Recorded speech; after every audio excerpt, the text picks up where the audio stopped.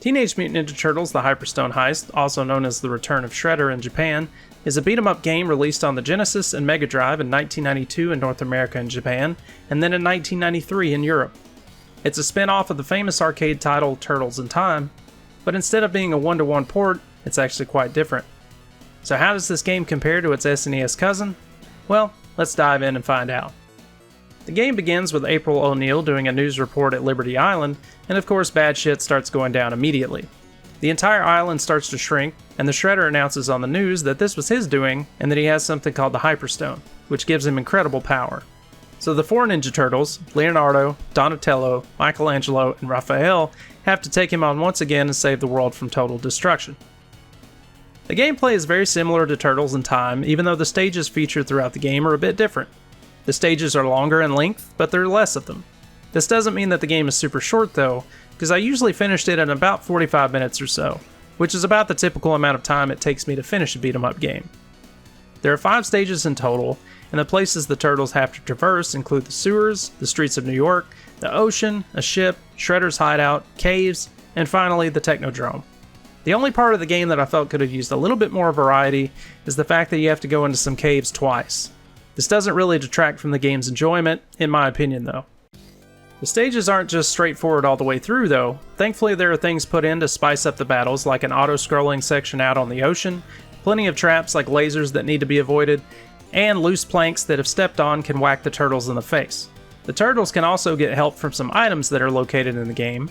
One is pizza that heals the turtles up, and it's found on the floor in most of the stages. The other item looks like a bomb, and it causes the turtles to spin in a circle really fast and become a whirlwind of death to any enemy that comes in contact with them. On hard difficulty though, pizzas are ultra rare, and I don't remember seeing the bomb power up at all. Enemies also give points when they're defeated, and after certain thresholds, extra lives are earned. These help a lot with keeping from having to see the continue screen.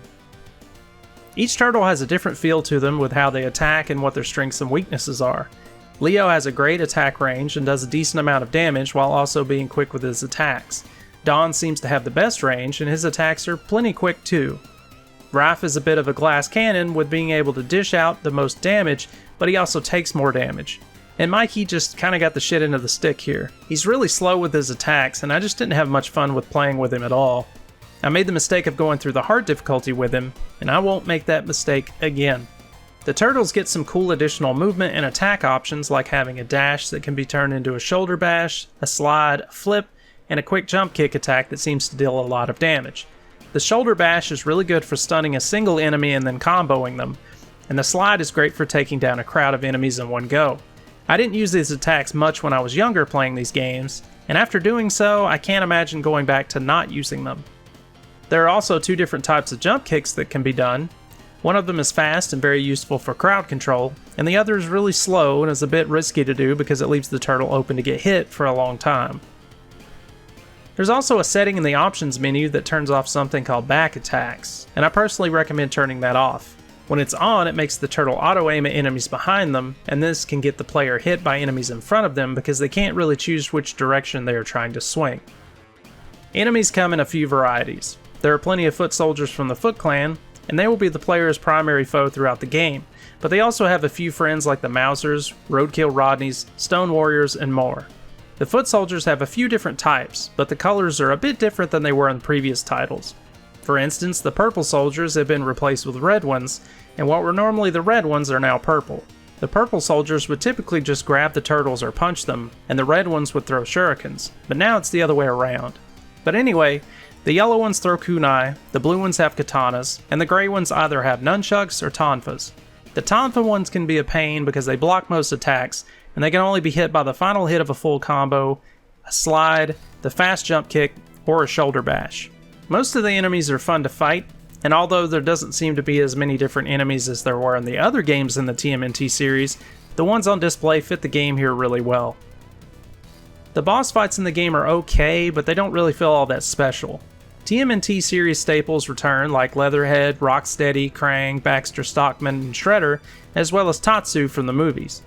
The reason I say they aren't very special is that they all seem to follow the same patterns. The player can hit them 4 times and then just walk to the other side of the screen where they move to, and then hit them 4 more times and then just rinse and repeat. The only ones who seem to differ in this regard are Baxter, Krang, and Shredder. And even then, they're really simple. This is just me nitpicking though, because at least they aren't really cheap encounters like in a lot of other beat-em-ups, but I do wish that some of them were a bit more like the ones in Turtles in Time. I recommend playing on hard difficulty for people who are used to these types of games. Some of the bosses have additional attacks and they move faster in that mode. Another interesting thing of note is that when bosses are defeated, they explode. I'm not really sure why this is the case because I don't think they're clones or anything. Maybe they're just taking a page from Charlie Day's book about having an awesome death. Maybe some type of explosion? Of course there's gonna be an explosion! You think I'm not gonna explode? I'm thinking, Charlie. The graphics in the game have a good look to them, and they just remind me of a slightly darker counterpart to the arcade original. All the sprites look really nice, and all the animations are great. There's only one thing that happens in a cutscene that looked a little funky with some of the flicker, but other than that, everything seemed to look good. The sounds were for the most part really clear and sounded great. Especially some of the sounds that are in stereo, they sound really cool bouncing from one ear to the other when you're listening to the game with headphones on. The only sounds that sounded kind of wonky were the voice samples, but that's kind of typical of most Genesis titles. The music in the game is great, with keeping tracks from Turtles in Time while having that Genesis Mega Drive sound to them. I really liked all the music presented here. So, would I recommend the Hyperstone Heist? Yes, I would.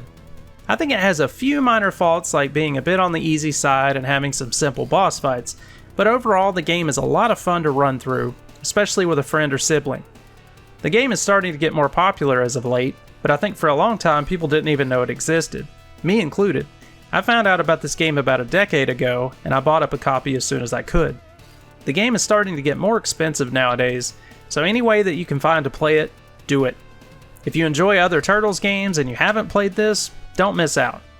I plan on reviewing other games in the series, and then next year I will definitely review Shredder's Revenge when it comes out, because it looks fantastic. And as always, thank you all so much for watching, and stay tuned for more reviews coming up. See you next time.